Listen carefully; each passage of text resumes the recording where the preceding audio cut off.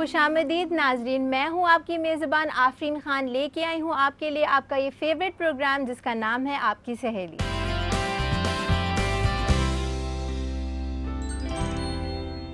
नाजरीन, आज हम आपके लिए लेकर आए हैं हेल्थ एक्सपर्ट टॉक, जिसमें हम बात करेंगे आपके सेहत के मुतालिक और साथ ही साथ आपको ले चलेंगे जेवर बाज़ार की तरफ, जिसमें हम आपको बताएंगे मुख्तलिफ जेवरात के बारे में। तो चलिए देखते हैं इस प्रोग्राम की एक छोटी सी झलक।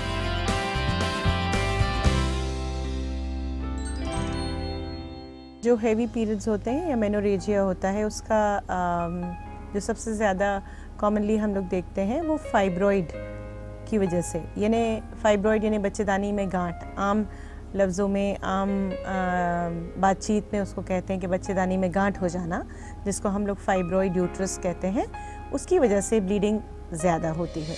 आज के जेवर बाजार सेगमेंट में हम आपको एथनिक जेवरात की रेंज से रूबरू करवाएंगे, जो ट्रेंड के मौजूदा दौर के मुताबिक है और आपकी खूबसूरती में भी इजाफा करेंगे।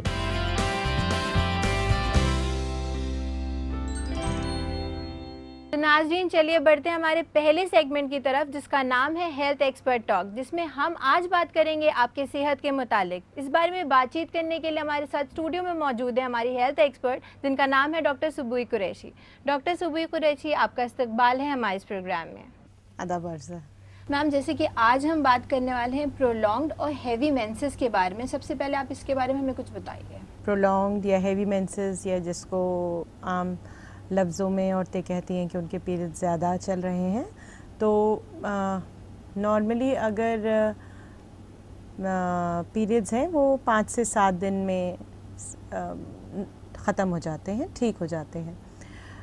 अगर 7 दिन से ज़्यादा किसी औरत को या लड़की को ब्लीडिंग हो रही है तो वो परेशानी की बात है, और ऐसा पैटर्न जो है, ऐसी चीज़ हम देख रहे हैं कि वो बनी हुई है, 3 महीने गुज़र चुके हैं, 3 से 6 महीने गुज़र चुके हैं, वो परेशानी बनी हुई है, या हो सकता है ये परेशानी पहली बार आ रही है उसको और उसने कंसल्ट किया है, तो इसको हम लोग मेनोरेजिया कहते हैं। तो एक तो ये हो सकता है कि पीरियड ज़्यादा दिन चले, यानी 7 दिन से ज़्यादा चले, और दूसरी तरफ ये हो सकता है 4 दिन चले, 5 दिन चले, लेकिन बहुत ज़्यादा चले, यानी एक ही दिन में बहुत ज़्यादा ब्लीडिंग हो जाए, तो उसको भी हम मेनोरेजिया कहते हैं। तो मैम, मैं आपसे अब ये जानना चाहूँगी, जो हमारी ख़वातीन होती हैं उनको काफ़ी टाइम ये दिक्कत हो जाती है कि हैवी पीरियड्स हो रहे हैं, तो उनको समझ में नहीं आता है किससे वो कंसल्ट करें, क्या प्रॉब्लम हो रही है, तो इसके बारे में आप हमें कुछ बताइए।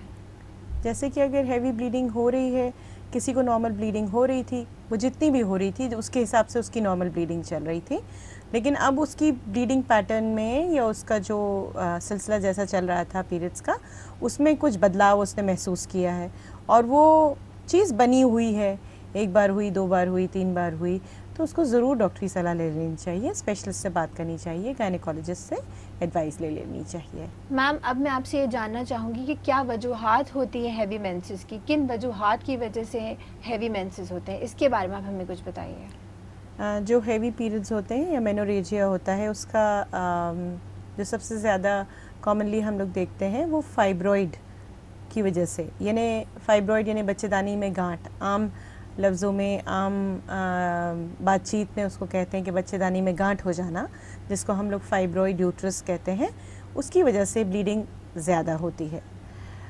उसके अलावा बच्चेदानी में अगर इन्फेक्शन हो जाए, या बच्चेदानी के आसपास इन्फेक्शन हो जाए, बच्चेदानी के मुंह पे इन्फेक्शन हो जाए, जिसको कि हम PID कहते हैं, यानी पेल्विक इन्फ्लेमेटरी डिजीज़, या आम लफ्ज़ों में उसको कहा जाता है कि बच्चेदानी पे सूजन आ जाना, उस वजह से भी पीरियड्स ज़्यादा आ सकते हैं।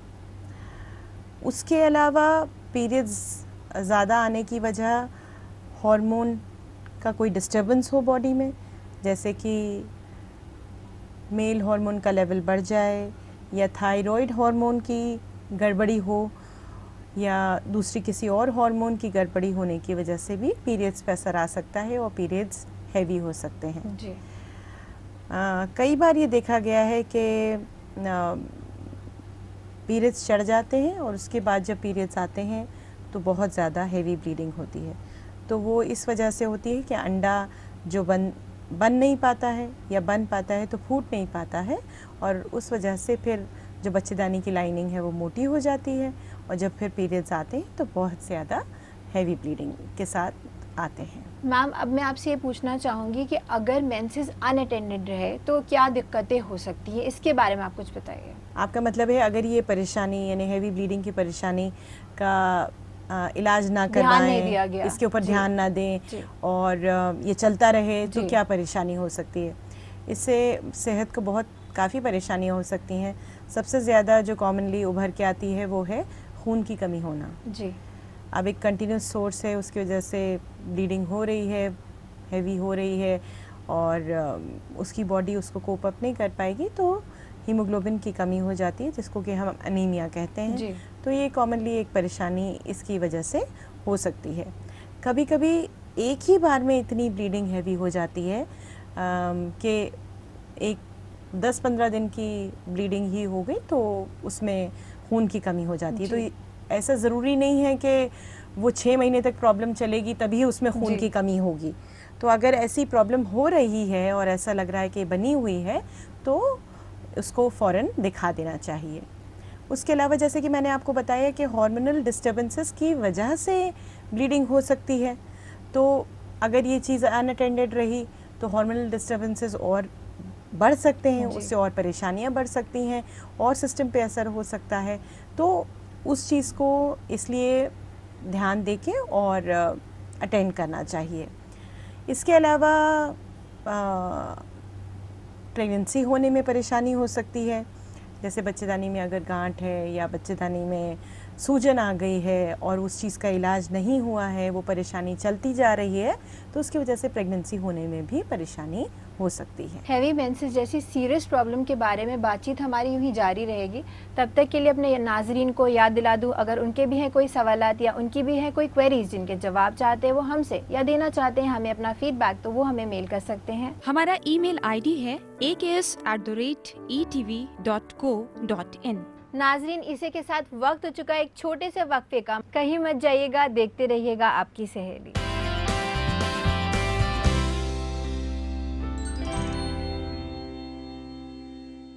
नाजरीन वक्फे के बाद आपका खैर मकदम है इस प्रोग्राम में जिसका नाम है आपकी सहेली। नाजरीन जैसे कि हम बात कर रहे थे हैवी मेंसेस के बारे में, तो चलिए अपनी बातचीत को यूं ही आगे बढ़ाते हैं। मैम जैसे कि हम बात कर रहे थे हैवी मेंसेस की और उसकी प्रॉब्लम्स की, तो अब आप हमें ये बताइए कि ऐसे केसेस में डॉक्टर को कंसल्ट करना कितना ज़रूरी होता है। मैंने आपको जैसे पहले भी बताया कि अगर ये परेशानी हो रही है और ये बनी हुई है या एक बार ये परेशानी हुई है और ब्लीडिंग बंद नहीं हो रही है, 7-8 दिन हो गए हैं, 10-15 दिन गुजर चुके हैं, तो इसमें ज़रूर कंसल्ट कर लेना चाहिए अपने गायनेकोलॉजिस्ट को। और ये बहुत ज़रूरी है इस पॉइंट पे दिखा लेना, अपने डॉक्टर को की सलाह ले लेना। मैम कोई टेस्ट होते हैं या कोई रिकमेंडेशंस होती है जिनके बारे में आप हमारी ख़वातीन को बताना चाहेंगी तो प्लीज़ बता दीजिए। जब वो डॉक्टरी सलाह लेंगी, अपनी गायनेकोलॉजिस्ट से बात करेंगी, तो उनको देखने के बाद में कुछ टेस्ट कॉमनली लिखे जाते हैं, जैसे खून की कमी को पता करने के लिए कि खून तो नहीं कम हो गया है, जिसको हीमोग्लोबिन का टेस्ट कहते हैं। उसके अलावा ये ऐसी परेशानी क्यों हो रही है, उसके लिए अल्ट्रासाउंड, नीचे हिस्से का, बच्चेदानी के हिस्से का अल्ट्रासाउंड कराना पड़ सकता है, या इसके अलावा कोई हार्मोनल टेस्ट अगर डॉक्टर को लग रहा है कि हार्मोनल प्रॉब्लम की वजह से ऐसी परेशानी हो रही है तो वो कराना पड़ सकता है, या फिर अगर कोई और परेशानी ऐसी कुछ समझ में आ रही है डॉक्टर को तो वो ब्लड टेस्ट उसके लिए बताएंगे। जी मैम, अब अगर हम बात करें इसके इलाज की, तो इसके इलाज के लिए क्या क्या ऑप्शंस मौजूद हैं, इसके बारे में आप हमारी ख़वातीन को बताइए। ये जो परेशानी है हैवी ब्लीडिंग की, इसके लिए हमारे पास बहुत ऑप्शंस मौजूद हैं। जब शुरुआत में ये परेशानी के साथ ख़वातीन आती हैं तो हम लोग आम तौर पे मेडिसिन्स उनको देते हैं। वो मेडिसिन्स जो खून का थक्का बनने में मदद करती हैं, यानी ब्लीडिंग को कम करने में मदद करती हैं, वो हो सकती हैं, या हार्मोनल टैबलेट्स हो सकती हैं। जी। ये तो हो गई खाने की बात, यानी खाने की टैबलेट की बात। उसके अलावा इंजेक्शंस भी मौजूद हैं दवाओं के, हार्मोन्स के, अलग अलग हार्मोन्स के, जो कि लगाने पड़ सकते हैं इस परेशानी के लिए। ये ब्लीडिंग की जो प्रॉब्लम है ये किस वजह से है ये पता कर लेना बहुत ज़रूरी है। और उसी के ऊपर डिपेंड करता है, उसी के ऊपर ये उसी से हम गाइड होते हैं कि ट्रीटमेंट उसका क्या होगा। जैसे आमतौर पर अगर आप माने कि फाइब्रॉइड निकला है, यानी बच्चेदानी में गांठ निकली है, तो डॉक्टर जो है वो उसके बारे में सलाह देंगी कि इस फाइब्रॉइड के लिए क्या इलाज करना ज़रूरी है। इस इलाज के पहले बच्चेदानी के अंदर से टुकड़े की जांच करना अगर ज़रूरी है तो वो करी जाएगी। तो सबसे पहले तो जैसा कि ब्लड टेस्ट की बात हुई थी, इन्वेस्टिगेशंस की बात हुई थी, ज़रूरत पड़ने पर स्पेशली जो 35 साल से ऊपर की औरतें हैं, ख़वातीन हैं, उनके बच्चेदानी के अंदर से टुकड़े की जांच भी करना ज़रूरी होती है। कई बार ये जांच दूरबीन से भी हम लोग ले सकते हैं, जिसको कि हिस्ट्रोस्कोपी कहते हैं। और हिस्ट्रोस्कोपी यानी बच्चेदानी के अंदर दूरबीन डाल के और बच्चेदानी के अंदर से जांच ले सकते हैं और इससे इलाज भी कर सकते हैं। अगर माने कि अंदर बच्चेदानी के अंदर कोई गांठ है तो वो इस दूरबीन से निकाल भी सकते हैं हम लोग। तो बिना पेट खोले ये ऑपरेशन किया जा सकता है। तो ये सब उस चीज़ पर डिपेंड करेगा कि क्यों उनको ब्लीडिंग ज़्यादा होने की परेशानी हो रही है, क्या उनको दवाओं से इस चीज़ का कंट्रोल कर सकते हैं या कुछ और करने की ज़रूरत है, कुछ और ऑपरेशन या कुछ और इलाज करने की ज़रूरत है। क्योंकि आजकल तो साइंस ने बहुत ज़्यादा तरक्की कर ली है और हमारे पास बहुत ऑप्शंस मौजूद हैं और काफ़ी अच्छी तरीके से इस बीमारी का इलाज हो सकता है। मैम, मैं आपको बता देना चाहूँगी, जो हमारे व्यूवर्स हैं बहुत ही एक्टिवली पार्टिसिपेट कर रहे हैं हमारे इस प्रोग्राम में। और एक हमारी व्यूवर हैं जो करीम नगर से हैं, उन्होंने एक सवाल भेजा है कि वो पूछती हैं कि अगर मेंसेस में कुछ 2 दिन पहले, डेट से पहले उनके मेंसेस हो रहे हैं और उनको स्टमक में काफ़ी पेन हो रहा है, तो इसके लिए कुछ प्रॉब्लम है या इसका कोई इलाज हो सकता है, इसके बारे में कुछ बताइए। सबसे तो जैसा कि आपके व्यूअर ने पूछा है कि पीरियड्स जो हैं वो 2 दिन पहले आ जाते हैं या 1 दिन पहले अपने डेट से आ जाते हैं, तो इसमें क्या कोई परेशानी की बात है? तो इसमें बिल्कुल भी परेशान होने की बात नहीं है। पीरियड्स जो हैं अगर डेट से 4-5 दिन पहले या 4-5 दिन बाद आते हैं तो उसमें कोई भी परेशान होने की ज़रूरत नहीं है। अगर ये चीज़ 4-5 दिन से ज़्यादा है, यानी मसलन के मान लीजिए कि 20-22 दिन में ही पीरियड्स आ रहे हैं, यानी जिस दिन पीरियड्स शुरू हुए थे उसके 20-22 दिन में ही पीरियड्स आ रहे हैं, तो फिर परेशानी की बात है। या फिर 35 दिन या 40 दिन हो जाते हैं, यानी करीब 10-15 दिन ऊपर हो जाते हैं और तब पीरियड्स आ रहे हैं, तो वो परेशानी की बात है। और वैसा ही अगर वो बना रहे तो फिर अपने गायनेकोलॉजिस्ट से ज़रूर सलाह ले लें। दूसरा सवाल आपने किया था, उन्होंने अपनी स्टमक में उनके काफी पेन रहता है। जी। तो पीरियड्स के दौरान अगर स्टमक में पेन है तो हल्का फुल्का पेन, मामूली पेन, जो कि आपके डेली जो आपका रूटीन है, जो आपका कामकाज है, उसको नहीं डिस्टर्ब कर रहा है, तो उसमें कोई परेशानी की बात नहीं है। लेकिन अगर वो पेन इतना है कि आपकी परेशानी की वजह से आपने दिन भर का काम नहीं कर पा रही हैं, उसमें आपको परेशानी आ रही है, अड़चन आ रही है, तो आपको डॉक्टरी सलाह ले लेनी चाहिए। उसके लिए इलाज बहुत ही आसान मौजूद है, हमारे पास दवाएं मौजूद हैं जो कि दवाएं दी जा सकती हैं। तो इसमें कोई परेशानी की बात नहीं है अगर पीरियड्स के दौरान पेन होता है। अलबत्ता अगर पीरियड्स आने के पहले बहुत ज़्यादा दर्द शुरू हो जाता है, 4 दिन पहले, 5 दिन पहले या 2 दिन पहले, और पीरियड्स आने के साथ साथ वो दर्द ठीक हो जाता है और ये चीज़ अगर बनी हुई है लगातार, तो ज़रूर अपने डॉक्टर को दिखा लेना चाहिए। मैम, आप हमारे प्रोग्राम में आई और आपने हमारी ख़वातीन को हैवी मेंसेस के बारे में इतनी सारी जानकारियाँ दी, इसके लिए आपका बहुत बहुत शुक्रिया। शुक्रिया। नाजरीन, इसी के साथ मैं आपको याद दिला दूं, अगर आपके भी हैं कोई सवालात या आपकी भी है कोई क्वेरी या देना चाहते हैं आप हमें अपना फीडबैक, तो आप हमें मेल कर सकते हैं। हमारा ईमेल आईडी है aks@etv.co.in। नाजरीन, इसी के साथ वक्त हो चुका है एक छोटे से वक्फे का, मगर वक्फे के बाद हम आपको ले चलेंगे जेवर बाजार की तरफ, तो कहीं मत जाइएगा, देखते रहिएगा आपकी सहेली।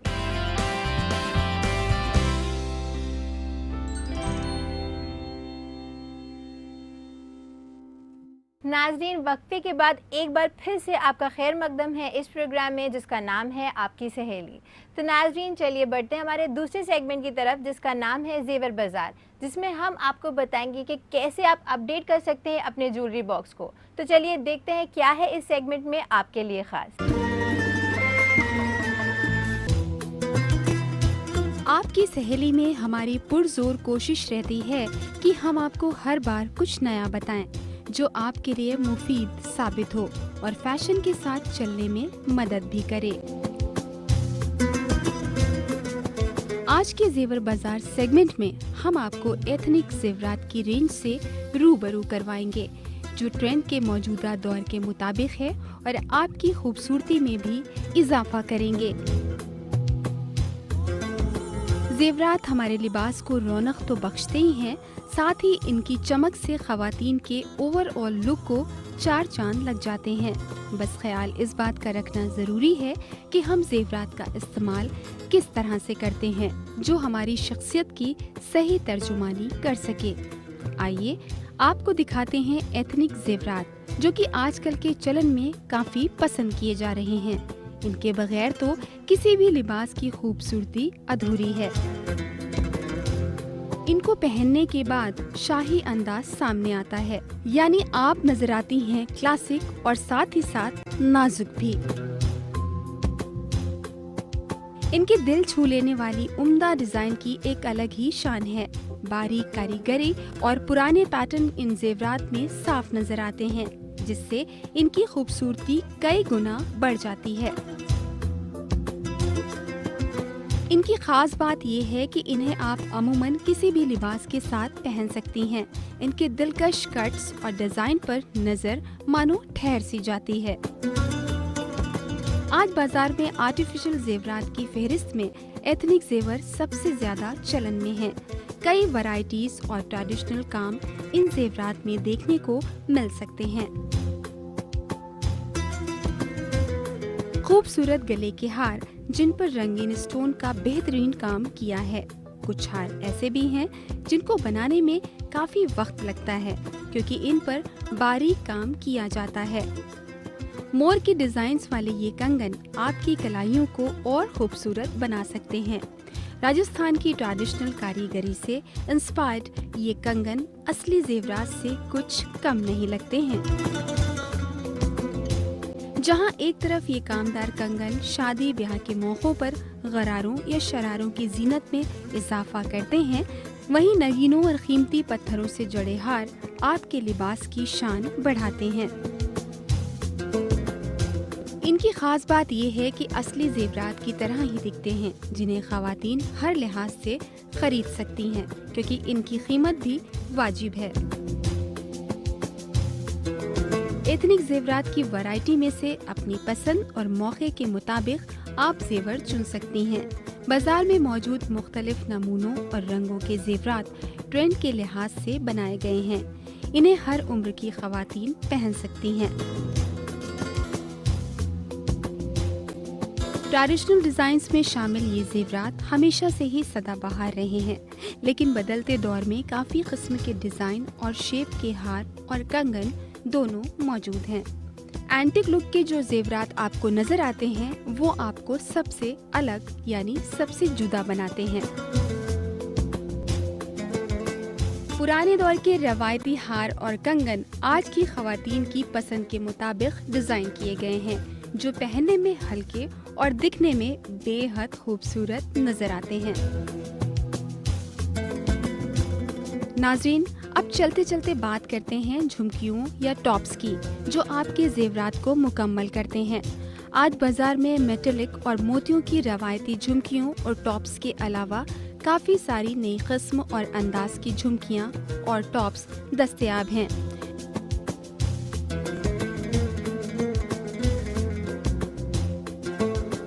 शीशे के साथ साथ प्लास्टिक के बेहद खूबसूरत और रंग बिरंगे टॉप्स और झुमकियां भी चलन में हैं। इनमें भी पोल्की के अलावा तरह तरह के पत्थरों का इस्तेमाल किया जा रहा है, जो न सिर्फ खूबसूरत बल्कि कीमती भी नजर आते हैं। तो जल्दी से चुनिए इनमें से कुछ अपनी पसंद के जेवरात और अपने अंदाज और खूबसूरती में चार चांद लगाइए। लेकिन इनको मुंतखब करते वक्त उम्र और शख्सियत का लिहाज तो रखना ही है, साथ ही अपने लिबास और मौके की नज़ाकत का ख्याल भी बेहद ज़रूरी है।